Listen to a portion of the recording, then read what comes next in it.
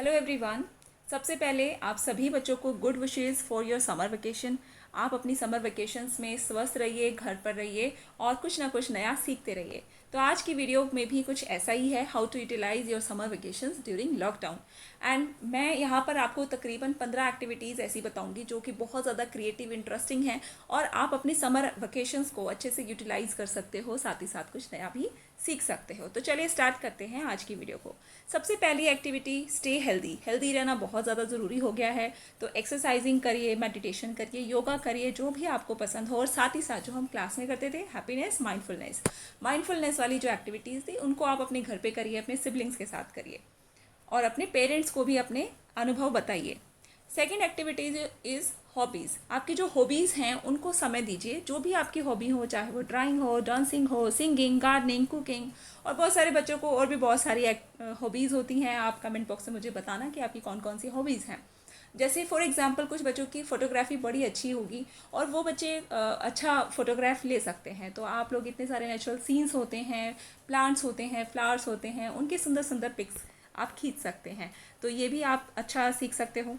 इसके अलावा third activity, spoken English, जो कि आज के टाइम में बहुत ज़्यादा इंपॉर्टेंट है। स्पोकन इंग्लिश के साथ साथ आपको स्पीकिंग स्किल्स भी आपकी होनी चाहिए। उसके अलावा आपकी वोकैबलरी ठीक होनी चाहिए। वोकैबलरी यानी कि आपको कुछ नए शब्द इंग्लिश के पता हो, उनकी ट्रांसलेशन पता हो, उनको कैसे यूज़ करना है सेंटेंस में, वो भी आपको पता हो।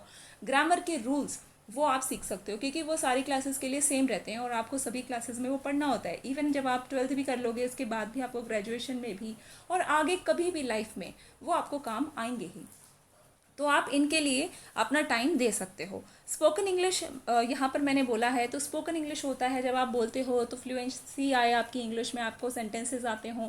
और इसके अलावा जब आपने महसूस किया होगा, जब भी आप एग्ज़ाम देते हो तो ट्रांसलेशन की बड़ी प्रॉब्लम आती है। आपके दिमाग में आंसर होता है लेकिन आप लोग लिख नहीं पाते हो, तो उसको कैसे लिखें, तो यहाँ पे थोड़ी सी प्रॉब्लम आ जाती है। तो रिटन इंग्लिश और स्पोकन इंग्लिश पे आप काम कर सकते हो।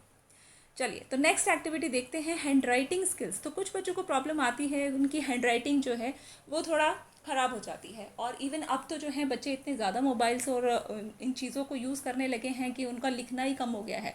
हमारे टाइम पे हम लोग जब लिखते थे ना, तो हमारी राइटिंग खुद ब खुद एकदम सुंदर होते चली जाती थी। अब आपके पास ढेर सारा समय है, आप अपनी हैंड राइटिंग को सुधार सकते हैं, उसको और सुंदर बनाइए। कितने अच्छे से, कितने सुंदर अक्षरों को बनाया जा सकता है, उसको भी आप उस पर वर्कअप कर सकते हो। अगली एक्टिविटी हो सकती है, help your siblings to learn new things. अपने छोटे भाई बहनों को भी नई चीज़ों को सीखने में मदद करिए, उनको समझाइए चीज़ें कैसे क्या होता है। उसके अलावा help your parents in house course and learn new things with them. आप अपने पेरेंट्स के साथ हाउस कोर्स में उनकी मदद करिए। एंड आफ्टर सम टाइम आपको लगेगा कि कभी कभी उनको इतना ज़्यादा हैप्पी और प्राउड फील करते हैं ना वो, कि आप लोग जब उनकी मदद कर रहे होते हो, उनको रिस्पेक्ट देते हो और उनसे नई चीज़ें सीखते हो। ठीक है, okay. So next activity is art and craft. Art and craft और बेस्ट आउट ऑफ वेस्ट। अपने घर में जितनी भी पुरानी चीज़ें हैं ना, उनको मेक ओवर कर दो, उनको ऐसा बना दो कि वो दोबारा से यूज़ हो पाए और जो भी उसको देखे वो खुश हो जाए। तो आप अपने घर की जो पुरानी पड़ी चीज़ें हैं उनको यूज़ करके कितनी सुंदर चीज़ें बना सकते हो, मुझे ज़रूर बताना। तो चलिए अगली एक्टिविटी देखते हैं। तो एट्थ एक्टिविटी है कि प्रिपेयर अ स्क्रैप बुक। एक स्क्रैप बुक को आप मेंटेन कर सकते हैं। अब उसमें क्या डालेंगे, जो भी आपका इंटरेस्ट हो, जो भी आपकी हॉबी हो, आप उससे रिलेटेड कुछ पिक्चर्स को या मैगजीन्स आप रीड करते हो, ये भी एक एक्टिविटी हो सकती है कि मैगजीन्स को आप पढ़ें, आपकी रीडिंग स्किल जो है वो डेवलप हो जाए। तो ये भी हो सकता है। और उसके अलावा आप स्क्रैप बुक में जितने भी आपके, जो भी आपके गोल्स हैं, जो आप चाहते हो अपनी लाइफ में, उससे रिलेटेड कोई आर्टिकल अगर आपको न्यूज़ से मिलता है या पिक्चर्स मिलती हैं, छोटे बच्चे पिक्चर्स पेस्ट करते हैं, आपको कार्स जो हैं उनके फ़ोटोज़ बड़े अच्छे लगते हैं, उनको आप पेस्ट कर सकते हो। इसके अलावा अगर आप कुछ आर्टिकल्स को वहाँ पेस्ट करते हो तो वो आपको हमेशा काम आएंगे। मैं कैसे करती थी, मेरे टाइम की बहुत सारी स्क्रैप बुक्स मेरे पास पड़ी हैं, कभी मौका मिला तो मैं शेयर करूँगी। और उनमें से एक स्क्रैप बुक तो मुझे इतना ज़्यादा मोटिवेट करती है कि उसको देखकर मुझे सारी चीज़ें जो हैं याद आ जाती हैं और फिर मैं सोचती हूँ कि मैंने अपनी लाइफ में कितनी चीज़ें उसमें से अचीव कर ली हैं और कितना अच्छा लगता होगा, सोचो। चलिए, तो नेक्स्ट एक्टिविटी हो सकती है प्लांटेशन, जो कि आज की डिमांड भी है। प्लांटेशन, आप अपने घर पर एक छोटा सा पौधा उगाइए और फिर उसकी टेक केयर कीजिए, उसको लुक आफ्टर कीजिए, उसका ध्यान रखिए और फिर लॉकडाउन के बाद वो कितना खूबसूरत हो जाएगा उस पर भी ध्यान दीजिएगा और मुझे ज़रूर बताना। तो प्लांटेशन आज के टाइम पे जब आप देख रहे हो कि इतनी ज़्यादा जो है डिजीज़ फैल रही हैं या पोल्यूशन फैल रहा है, तो इन सब का सोल्यूशन है ना हमारे पास, तो हम लोग एक एक पौधा उगा सकते हैं।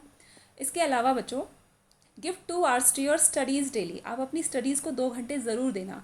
वो आप किसको दे सकते हो? अभी अगर आपको क्लास का कन्फ्यूजन है तो कोई बात नहीं, आप अपने फेवरेट सब्जेक्ट को दे सकते हो या डिफ़िकल्ट सब्जेक्ट को दे सकते हो। कुछ ऐसे कंसेप्ट होते हैं जो हर क्लास में काम आते हैं और उनको आप समझ नहीं पाते थे, तो अब आपके पास बहुत सारा टाइम है, आप उनके लिए वर्कअप कर सकते हो। नेक्स्ट एक्टिविटी की ओर बढ़ेंगे। यस, तो 11th activity is reasoning, mental ability, GK, current affairs. ये 12th एक्टिविटी है, तो आप इनके लिए काम कीजिए। रीजनिंग क्यों कहा है मैंने, मेंटल एबिलिटी क्यों कहा है, जैसे कि आपको याद होगा कि अभी हमने लेटेस्ट जो है क्लास 8 ने एनएमएस स्कॉलरशिप का एग्ज़ाम दिया है, क्लास 9th ने जेएसटीएससी का एग्ज़ाम दिया है और इसी तरीके से एनटीएससी का एग्ज़ाम दिया है क्लास 10th ने। तो ये बहुत सारे स्कॉलरशिप एग्ज़ाम होते हैं और जिनका क्राइटेरिया अभी कैसा रखा गया है, उनका जो पैटर्न है ना, वो अभी आने वाले जो आपके कॉम्पिटिटिव एग्ज़ाम होंगे, जो आप 12th क्लास के बाद जॉब्स के लिए, करियर्स के लिए, इन सब के लिए जब आप कॉम्पिटिटिव एग्ज़ाम देते हो ना, उसको आपको प्रिपेयर करने के लिए ये एग्ज़ाम, इनका पैटर्न रखा गया था। तो इसके अंदर मैट और सैट यानी कि मेंटल एबिलिटी में आपने देखा होगा रीजनिंग आता है, जीके आता है, तो आप इन पे आप काम कर सकते हो। आप रीजनिंग के कुछ क्वेश्चंस देखिए, उनको हल कर सकते हैं, कुछ वीडियोस देखिए और आप इनके लिए प्रिपेयर कीजिए। तो कोई भी अगर आपका गोल है कि आप किसी कॉम्पिटिटिव एग्जाम को प्रिपेयर करना चाहते हो तो उसके लिए तैयारी शुरू कर दीजिए, देर किस बात की है।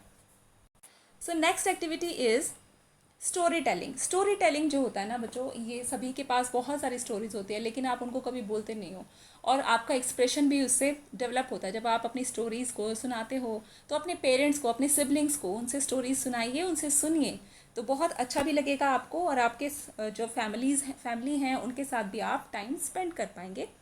नेक्स्ट एक्टिविटीज़ जो हैं वो है सब्जेक्ट रिलेटेड एक्टिविटीज़, जिसके लिए एक सेपरेट वीडियो होगा।